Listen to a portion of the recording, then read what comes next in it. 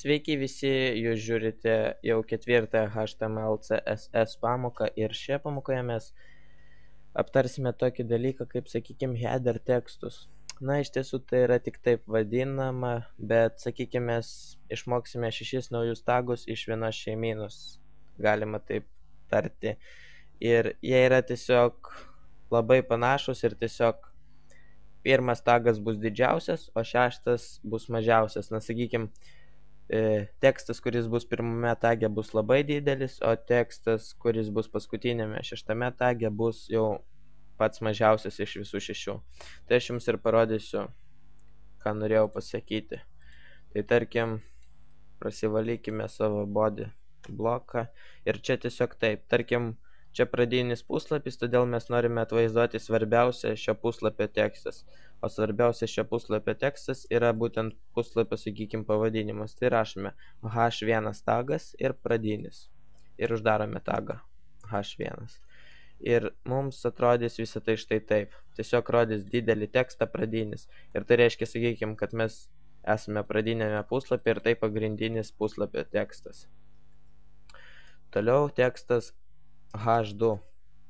Ir tarkim, dar koks nors tekstas, tarkim, pradinis. Galime naudoti tą patį tekstą ir atrodys štai taip. Jau šiek tiek mažesnis. Na, iš tiesų, kaip matote, neparašiau breiko, todėl kad, sakykime, šie tagai savyje turi stilių, kuris, sakykime, automatiškai pereina prie naujos eilutės ir palieka netgi šiokį tokį tarpą. Na, tai, sakykime, pagal nutylėjimą yra nustatyti tokie parametrai, tai yra toks stilius, kad tiesiog šis tekstas yra didelis ir jis aplink save, sakykime, palieka šiokį tokį tarpą. Todėl kitas tekstas jau yra naujoje eilutėje ir kiek toliau. Tai toliau vėlgi H3. Tai, sakykime, jie visi tos turi tokius stilius. Aišku, tos stilius galima pakeisti, tačiau, pagal nutylėjimą yra nustatyti tokie ir aš tiesiog jums parodysiu, kaip visą tai atrodo. Tai iš viso yra 6, todėl aš ir pasirašysiu iškart visus. Tai kaip jau tikriausiai supratote, H1 yra didžiausias ir H6 yra mažiausias. Ir štai kaip atrodo. Tiesiog H1, H2, H3, H4, H5 ir H6. Tai, sakykime, leidžia jums paskirstyti tekstą pagal svarbą ar panašiai.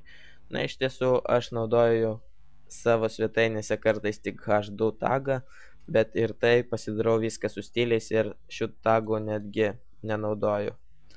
Na, bet iš tiesų kartais šie tagai praverčia, kai nenorite rašyti savo individualaus stilio, tai tiesiog pasirašote tagą ir jums jis, sakykime, automatiškai atvaizduoja tą tekstą, netgi padaro tarpą ir nereikia rašyti breiko, kai naudojate tokį tekstą. Bet iš tiesų tai yra, sakykime, šie tagai skirti, sakykime, tik tam, kad pasižymėti, sakykime, puslapyje kai kurį tekstą pagal svarbą. Na, tai tiek ir norėjau parodyti šioje pamokoje, taigi įsidėmėkite šios 6 tagus, jie beveik niekom nesiskiria, tiesiog, kaip ir kiekvienas tagas atsidaro ir užsidaro. Ir taip pat skirtumas tarp jų tiesiog skaičius nuo 1 iki 6.